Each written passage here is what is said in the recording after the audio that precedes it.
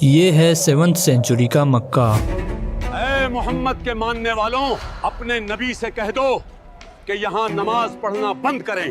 اگر رسول اللہ نے ہمیں صبر کرنے کو نہ کہا ہوتا تو آج اس ابو جہل کو ابھی جواب دے دیتا۔ صبر کرو میرے بیٹے۔ یہ وہی وقت تھا جب نماز کو اوپنلی چیلنج کیا جا رہا تھا۔ اگر اللہ کو نبی چننا ہی تھا تو کیا یہی ملا تھا جو ہمارے پرکھوں کے طریقوں کو ٹھکراتا ہے؟ پھر قرآن میں اللہ سبحانہ وتعالیٰ کا جواب آیا اور سورہ الق نازل ہوئی۔ اگر وہ باز نہ آئے گا تو ہم اس کی پیشانی کے بال پکڑ کر گھسیٹیں گے، تو وہ اپنے یاران مجلس کو بلا لے، ہم بھی دوزخ کے فرشتوں کو بلائیں گے۔ ہم میں سے زیادہ تر لوگ سورہ الق کے بارے میں صرف ایک ہی بات جانتے ہیں، اقرا، پڑھو، اپنے رب کے نام سے پڑھو۔ سب کو پتا ہے کہ یہ پہلا ریویلیشن تھا، اینڈ ایون جب میں نے بھی اس ویڈیو کے بارے میں ریسرچ سٹارٹ کری تو مجھے بھی کچھ ایسی باتیں پتہ چلی جو شاید آپ کو ضرور جاننا چاہیے۔ آج کے اس ویڈیو میں ہم دیکھیں گے کہ یہ سورہ کیوں نازل ہوئی، اور سب سے امپورٹنٹ سوال، آج کے ماڈرن ٹائم میں بھی اس سورہ سے اللہ سبحانہ وتعالیٰ ہمیں کیا سکھانا چاہتے ہیں۔ اعوذ باللہ من الشیطان الرجیم۔ اس ٹائم مکہ میں صرف نفرت نہیں تھی، وہاں گھمنڈ تھا۔ آپ زیادہ مانگ رہے ہیں۔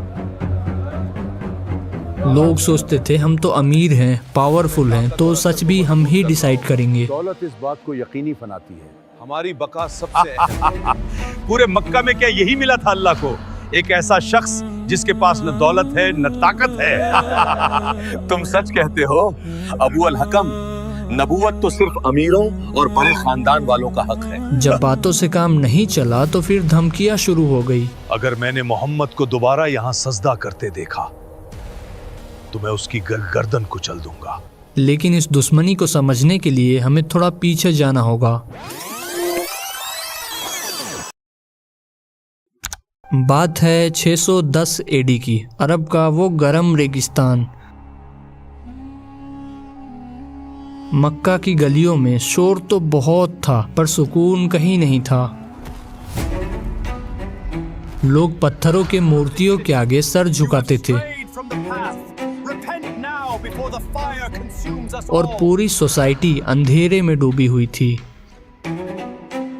پر ان سب کے بیچ ایک ایسے انسان تھے جو سچ کی تلاش میں تھے۔ یا من صلیت بکل الانبیاء، اسی تلاش میں وہ غار ہیرا جاتے تھے جہاں نبی صلی اللہ علیہ وسلم تنہائی میں عبادت کیا کرتے تھے۔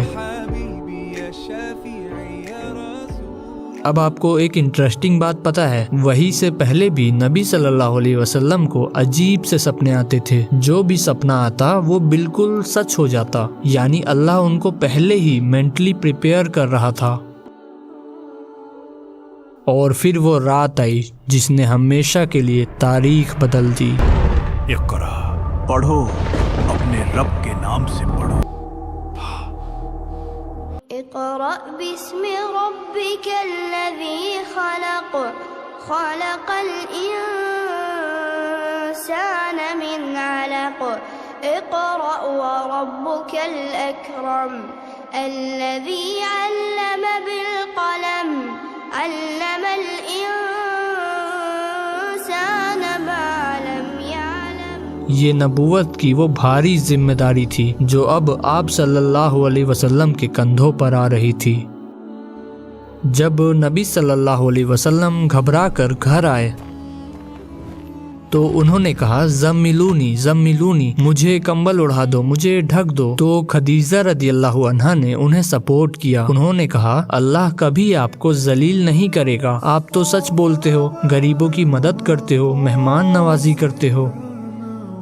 یعنی پہلی سپورٹر، پہلی بیلیور خدیجہ رضی اللہ عنہا ہی تھی۔ پھر خدیجہ رضی اللہ عنہا نبی صلی اللہ علیہ وسلم کو ایک اسکالر کے پاس لے گئیں، کیونکہ وہ پہلے سے ہی بائبل اور تورات جانتے تھے۔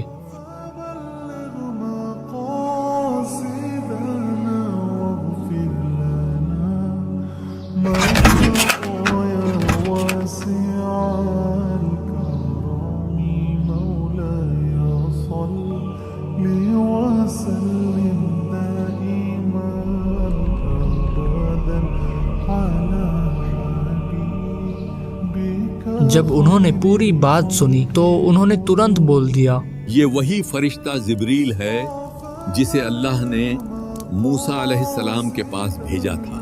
پھر وراقہ نے ایک اور بات کہی، کاش میں تب تک زندہ رہتا جب تمہاری قوم تمہیں یہاں سے نکال دے گی۔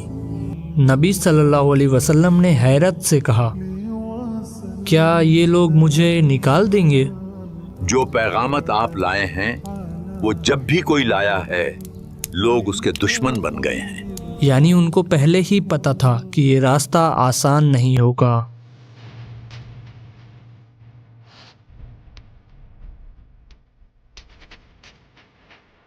پہلے تو ڈر لگتا تھا کوئی دیکھ نہ لے، اب اللہ کا حکم آ چکا ہے بھائی، اب ہم باہر بھی عبادت کریں گے۔ اب نماز چھپ کر نہیں ہوتی تھی، نماز اب سب کے سامنے ہوتی تھی۔ دیکھو دیکھو نیا مذہب شروع ہو گیا۔ آ گیا، ان کو لگتا ہے جھکنے سے طاقت مل جائے گی۔ پاگل ہو گئے سب۔ لوگ دیکھتے تھے کیونکہ پہلی بار کوئی بنا بتوں کے جھک رہا تھا۔ ہر روز یہیں جھک جھک کر عبادت کرتے رہتے ہیں۔ مکہ میں ایسا پہلے کبھی نہیں ہوا، بنا بتوں کے عبادت کیسے ہو سکتی ہے؟ دیکھو دیکھو نیا مذہب شروع ہو گیا۔ آ گیا،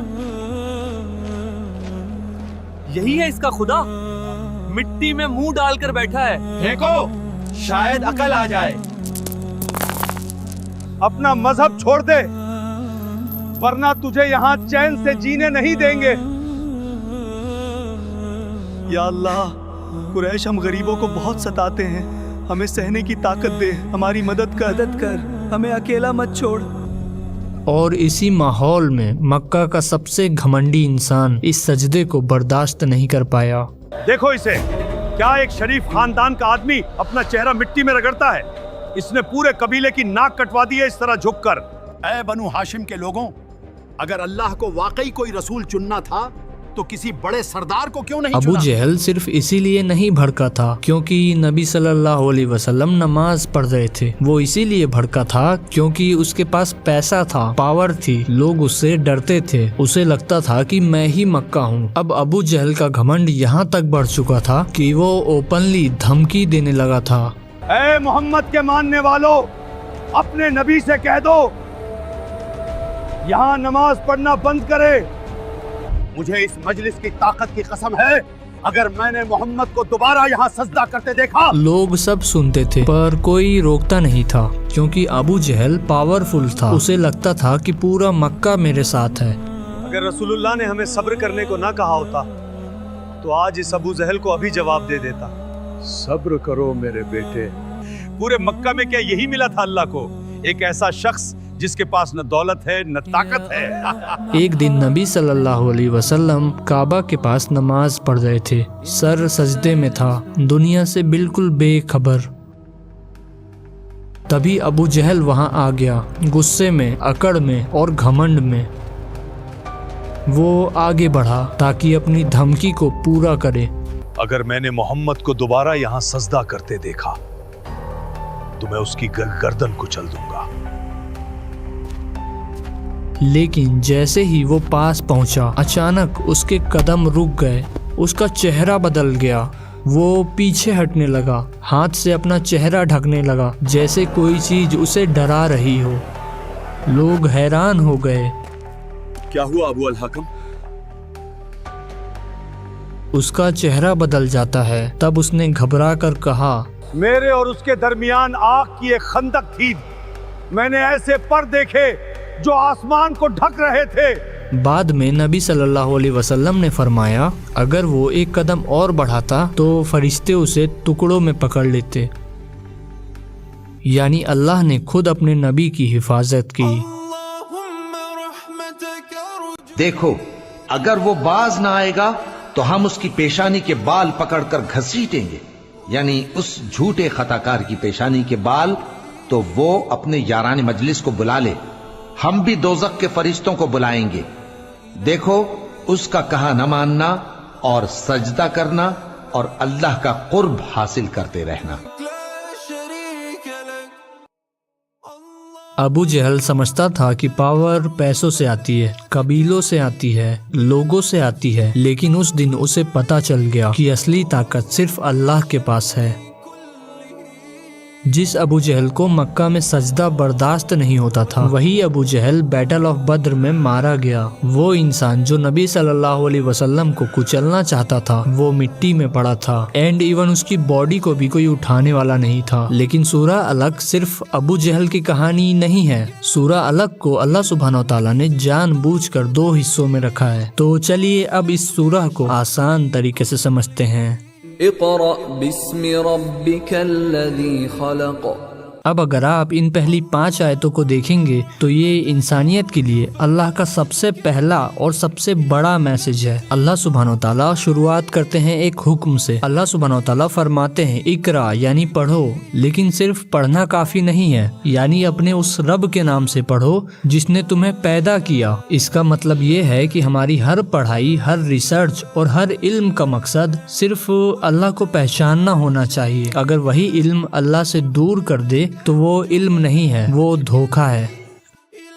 फिर अल्लाह सुब्हानहू तआला हमें हमारी हकीकत याद दिलाते हैं। अल्लाह सुब्हानहू तआला फरमाते हैं कि उसने इंसान को अलग से बनाया। अलग का मतलब है एक जमाया हुआ खून या एक ऐसी चीज जो माँ के वॉम्ब से चिपक जाती है। अब यहाँ पर अल्लाह सुब्हानहू तआला हमें हमारा बचपन और हमारी कमजोरी याद दिला रहे हैं। अल्लाह फरमाते हैं कि सोचो, तुम इतने मामूली थे कि तुम्हें जिंदा रहने के लिए भी एक सहारे की जरूरत थी। ये इसीलिए बताया गया ताकि इंसान के अंदर कभी घमंड ना आए।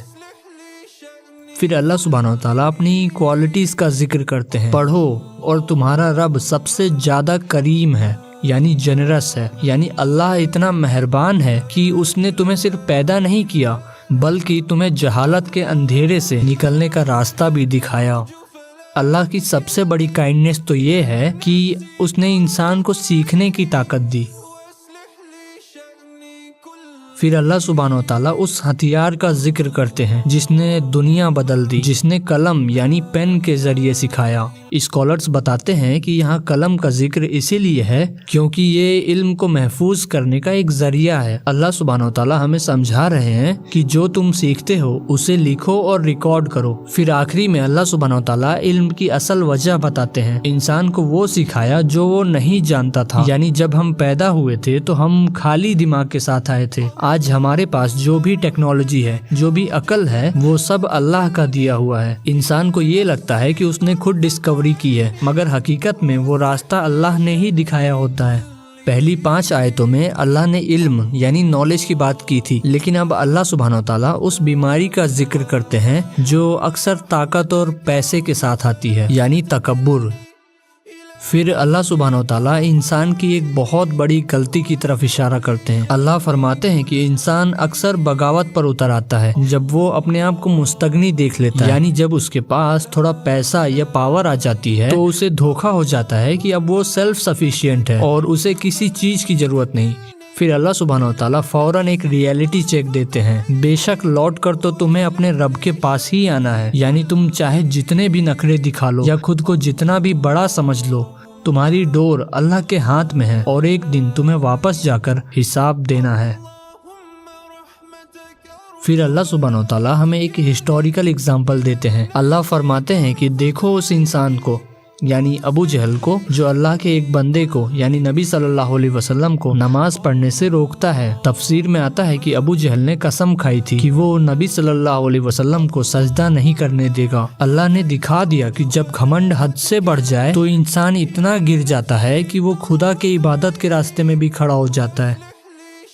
फिर अल्लाह सुब्हानहू तआला उस जालिम इंसान से 2 सवाल करते हैं। अल्लाह फरमाते हैं, जरा सोचो, अगर नबी सल्लल्लाहु अलैहि वसल्लम हिदायत पर हैं और लोगों को अल्लाह से डरने की बात सिखा रहे हैं तो तुम किस हक से उनको रोक रहे हो?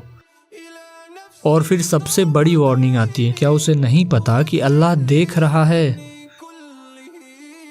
फिर अल्लाह उस इंसान को उसकी असली जगह बताते हैं। अल्लाह फरमाते हैं कि अगर ये इंसान बाज नहीं आया तो हम इसे इसकी पेशानी से पकड़कर घसीटेंगे। स्कॉलर्स बताते हैं कि अल्लाह ने पेशानी का जिक्र इसीलिए किया क्योंकि दिमाग का यही हिस्सा वही इंसान के झूठे और गलत फैसलों का जिम्मेदार होता है। फिर अल्लाह सुब्हानहू तआला उसकी झूठी ताकत को चैलेंज करते हैं। अबू जहल कहता था कि मेरी मजलिस में बहुत ताकतवर लोग हैं, तो अल्लाह सुब्हानहू तआला फरमाते हैं, ठीक है, تو وہ بلا لے اپنی پوری مجلس کو، ہم جہنم کے فرشتوں کو بلا لیں گے، یعنی دنیا کی ساری پاورز اللہ کے فرشتوں کے سامنے ان کے برابر بھی نہیں ہے۔ پھر آخری میں اللہ سبحانہ وتعالیٰ اس ساری بیماری کا علاج بتاتے ہیں۔ اللہ سبحانہ وتعالیٰ اپنے نبی سے اور ہر مومن سے کہتے ہیں ہرگز نہیں اس ظالم کی بات مت ماننا، اور پھر وہ راستہ دکھایا جو انسان کو گھمنڈ سے نکل کر سکون دیتا ہے، سجدہ کرو اور میرے قریب ہو جاؤ۔ اب ذرا آج کے ٹائم کو دیکھو، کیا آپ نے نوٹس کیا ہے کہ آج بھی جب کوئی اوپنلی ریلیجیس ہوتا ہے نا تو سب سے پہلے اس کا مذاق بنایا جاتا ہے۔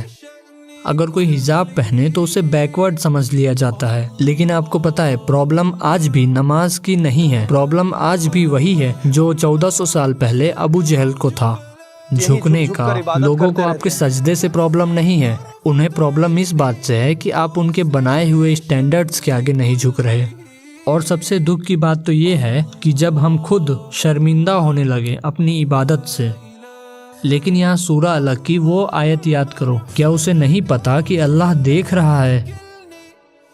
ان لوگوں کے پریشر میں آ کر اپنی عبادت کو مت چھوڑو، بلکہ اللہ نے کیا کہا؟ سجدہ کرو اور میرے قریب ہو جاؤ۔ یعنی علم سے شروع ہونے والا دین سجدہ پر آ کر ختم ہوتا ہے۔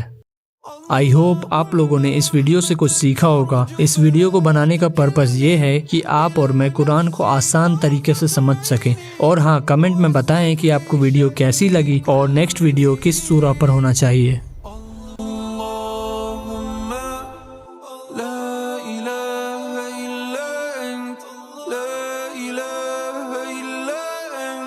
وحدك لا شريك لك